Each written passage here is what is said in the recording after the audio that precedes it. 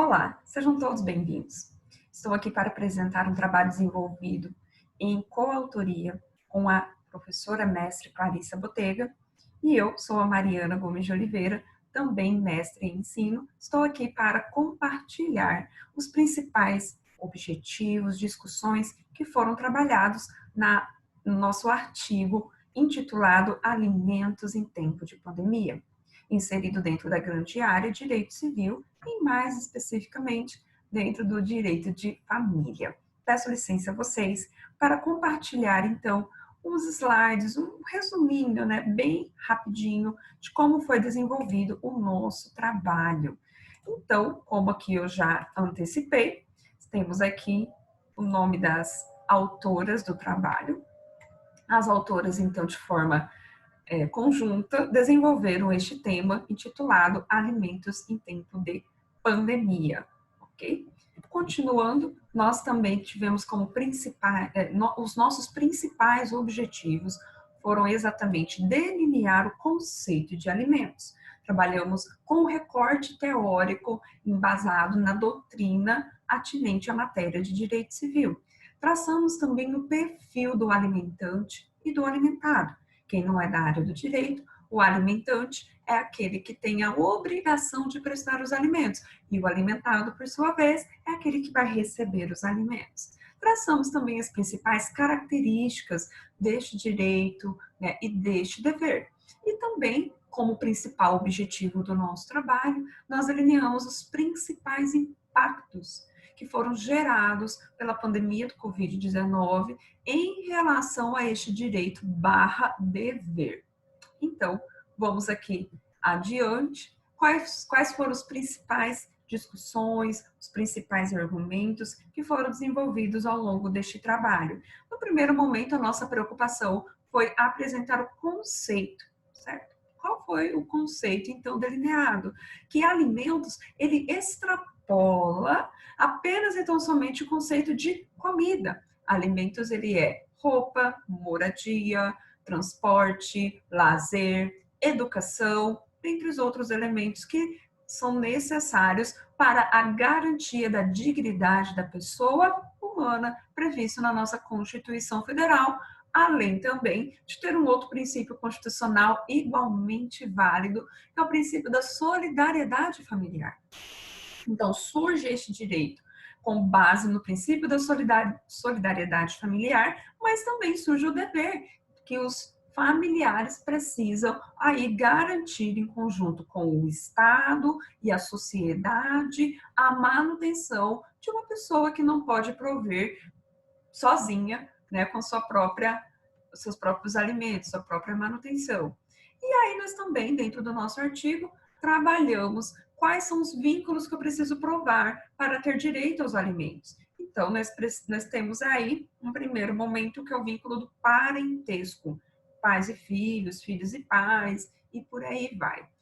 Também temos um outro vínculo, que é uma outra vertente, que é a demonstração da existência de companheirismo ou casamento, certo? Estas situações surgem, então, vamos dizer assim, o dever de prestar os alimentos. E como que serão prestados esses alimentos? Nós temos um famoso binômio, quem é da área do direito sabe muito bem, é exatamente o binômio necessidade de quem é o alimentado e possibilidade do alimentante. Ou seja, eu não posso aqui me esquivar, me afastar das necessidades da pessoa que está requerendo os alimentos e também não posso me afastar das possibilidades de quem tem a obrigação, com base na legislação, de prestar esses alimentos. Aqui, sem mais delongas, quais são as principais características do direito aos alimentos ou até mesmo do dever aos alimentos?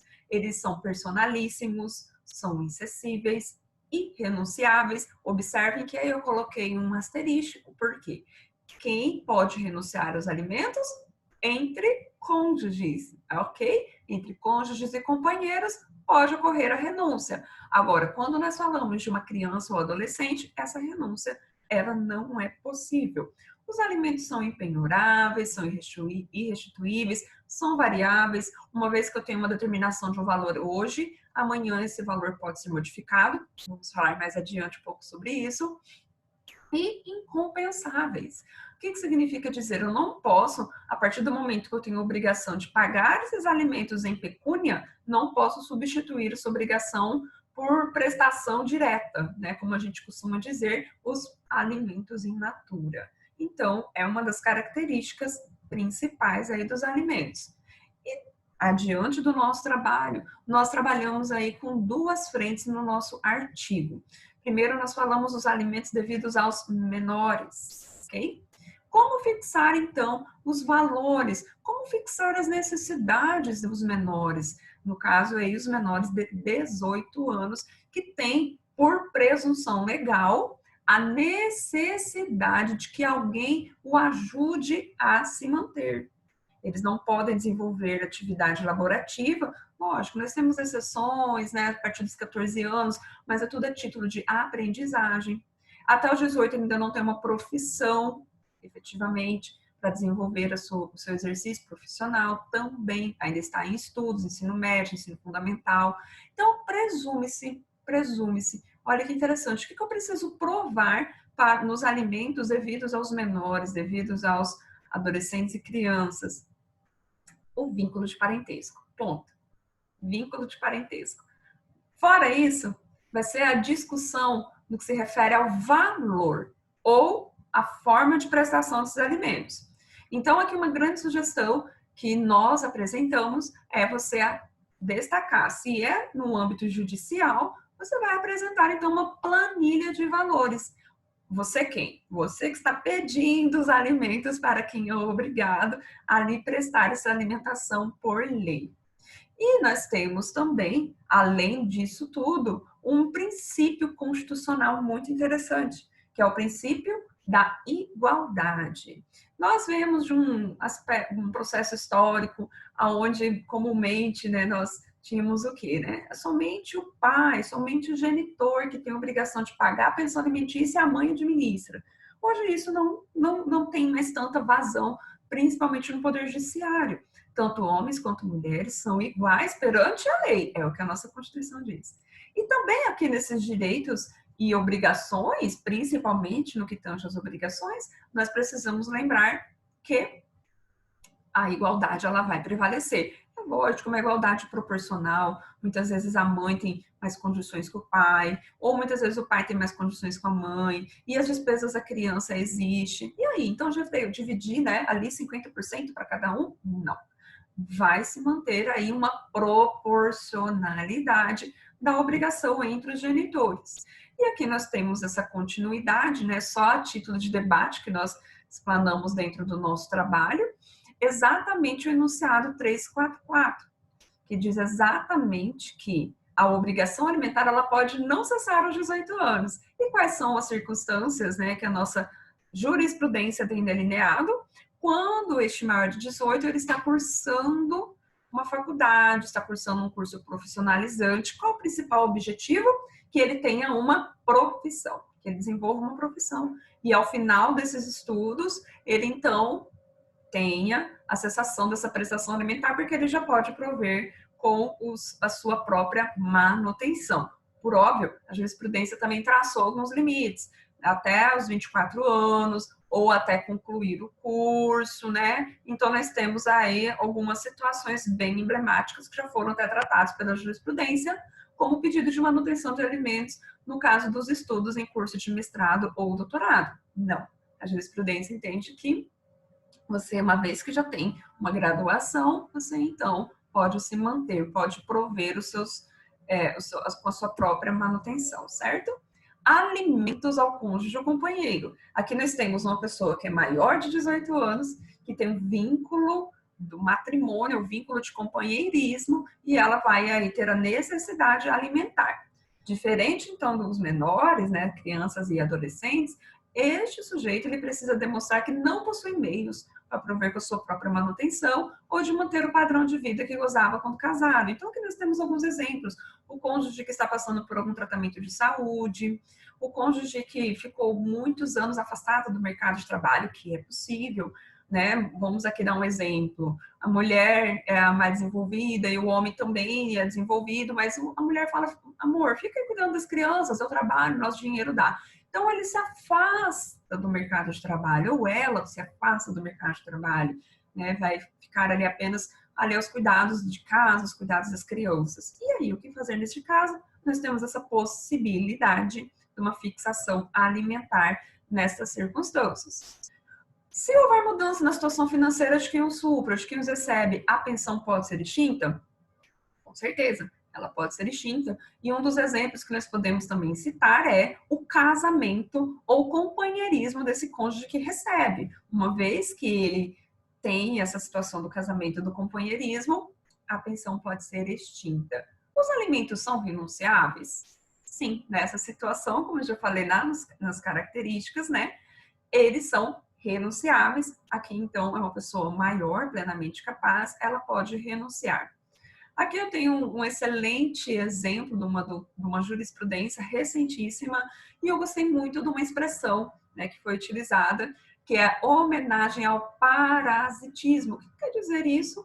Que os alimentos devidos entre cônjuges não pode ser uma fonte inesgotável, né, de pensão, vamos dizer assim. Não pode ser uma fonte inesgotável de obrigação. Não, no momento ele vai acabar e esse cônjuge, então, ele vai continuar com a sua vida e constituir até mesmo uma nova família. Então, para nós já passarmos para o último tópico do nosso trabalho, que foi o principal foco e objetivo aqui dos alimentos em tempo de pandemia, foi justamente aí com as possibilidades de pedido de revisão dos alimentos. Revisão da obrigação alimentar. Tá, tudo bem, hoje eu tenho o valor de 2 salários mínimos que eu estou pagando a título de obrigação alimentar, mas veio uma situação da pandemia, veio um desemprego, eu não esperava, como que eu vou continuar pagando? Eu posso só simplesmente parar de pagar? Não.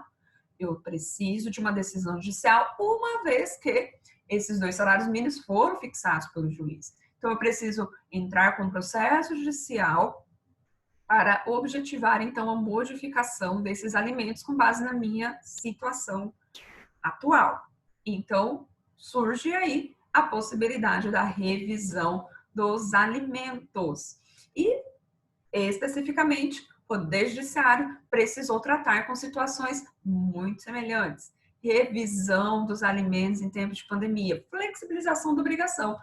Aqui, então, como eu já mencionei, nós tratamos aí de um dado estatístico nacional divulgado pelo Instituto Brasileiro de Geografia e Estatística. 13,3% é o índice de desemprego que nós encerramos no último trimestre deste ano de 2020. Então, observem vocês que é um dado preocupante, bem alarmante. Obviamente que nesta taxa de 13,3 só estão os desempregados, aqueles que tinham carteira assinada e perderam o seu emprego, né, a sua função. Aqui não considero os desocupados, como aqueles que estão já em idade de trabalho, mas não trabalham porque estudam, donas de casa, enfim, pessoas que não têm uma ocupação, ok? Este percentual, então, refletiu no Poder Judiciário. E aqui nós temos uma decisão muito interessante, Tribunal de Justiça de São Paulo, mais específico, a comarca de Jacareí, aonde a mulher, que era a obrigada a prestar alimentos, ela perdeu a sua fonte de renda, então ela manejou um pedido de flexibilização. Olha só que interessante. Então, o juiz entendeu que nos meses de março, abril, maio, junho, né? Essa decisão é de abril deste ano. Vamos lá? Março, abril, maio e junho. O valor da obrigação deveria ser fixado em 30% do salário mínimo nacional. Antes era 30% da sua remuneração, que era muito maior que o salário mínimo nacional. Então, é bem interessante que essa é uma situação onde tem outras minúcias, o juiz, ao flexibilizar, ou melhor dizendo, ao reduzir a obrigação, ele observou também que o genitor, que é com quem a filha mora, tinha os filhos maiores que contribuíam para o sustento da casa, ou seja, o juiz ele fez uma análise global, e é essa situação que é sugerida principalmente pela jurisprudência. Nós temos também um outro exemplo no Tribunal de Justiça do Rio Grande do Sul, onde também, na comarca de Butiá, na Grande Porto Alegre, o juiz também reduziu a obrigação alimentar de 40% para 30% do salário mínimo nacional, em decorrência da redução da atividade econômica que foi causada pelo isolamento social obrigatório instituído por diversas cidades a nível até mesmo nacional. Obviamente que essa situação ecoou lá no Superior Tribunal de Justiça, no nosso STJ, principalmente no que se refere, né, ao pedido de cumprimento dessa obrigação.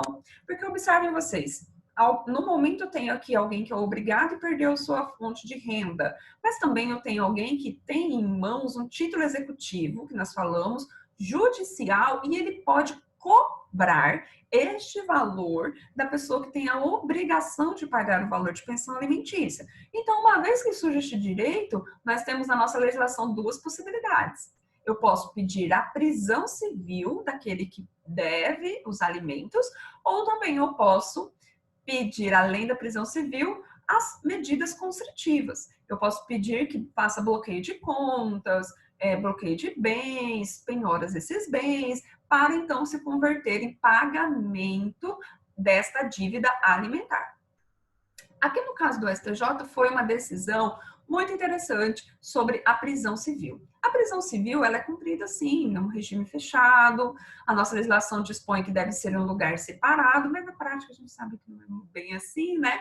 Mas aqui a ministra Nancy Andrighi, com base num fundamento sociológico e até mesmo de justiça, ela entendeu, prisão civil, tudo bem, mas não vai para regime fechado. Se eu colocar esse devedor de alimentos no regime fechado, ele pode ter o vírus, Covid-19, e contaminar outros que estão ali em regime fechado. Então, você vai ficar em casa.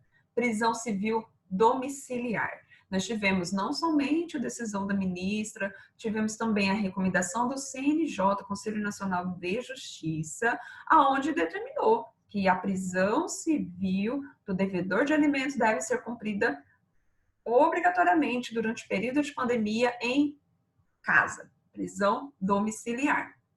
Nós também temos aqui uma seguinte situação, que é exatamente a Lei 14.010 de 2020, 14.010 de 2020, que é o regime jurídico especial e transitório.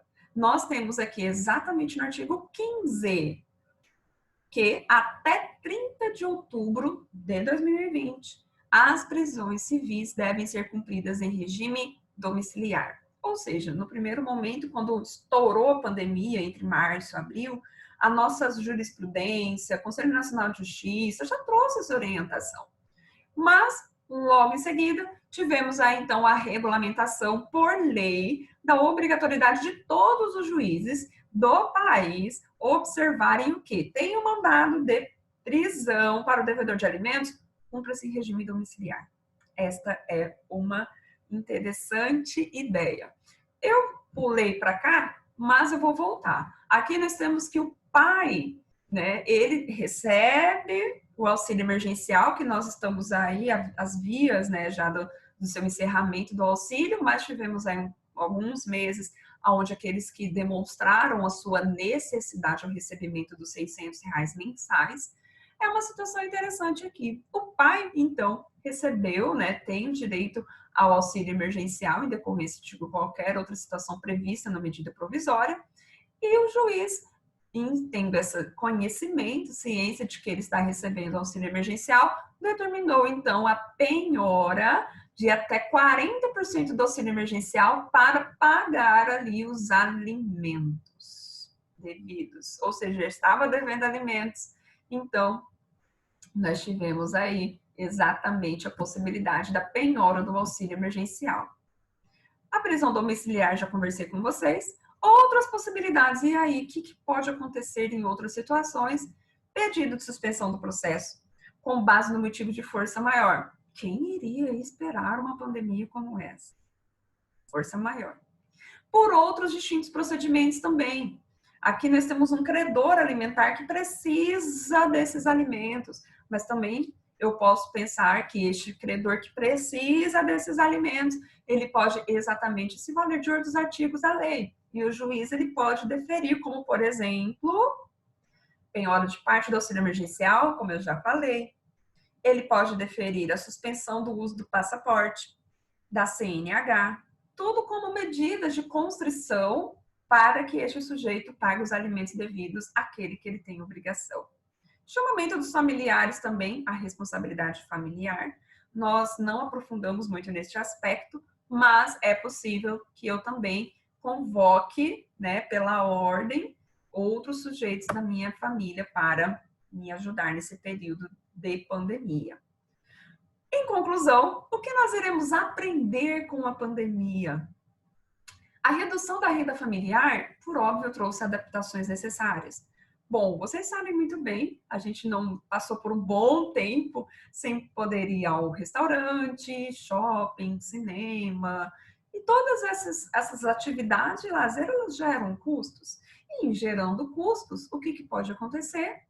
Parei de fazer isso, reduzi custo, e também teve uma redução da remuneração. Então, eu entendo que a renda familiar, em reduzindo, nós precisamos sentar como família e, vamos reduzir custo aqui. Vamos economizar na energia elétrica, no uso de água, alimentação só o básico. E com isso, eu acredito que também reduz até a obrigação alimentar.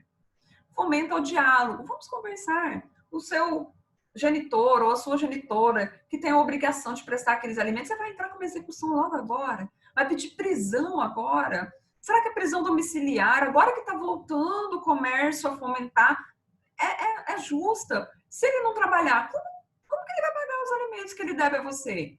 Construção diária de entendimentos jurisprudenciais. Nós vemos observando, operadores do direito, que essas construções elas vão acontecer ao longo do tempo. Né? Então, nós observamos flexibilização, mais solidariedade, mais compreensão, até mesmo dos magistrados, principalmente, aonde eles, então, flexibilizam essa obrigação. Bom, convido vocês a lerem o nosso artigo, com certeza lá tem outros brilhantes, né, raciocínios e entendimentos, e ficam aqui os nossos contatos.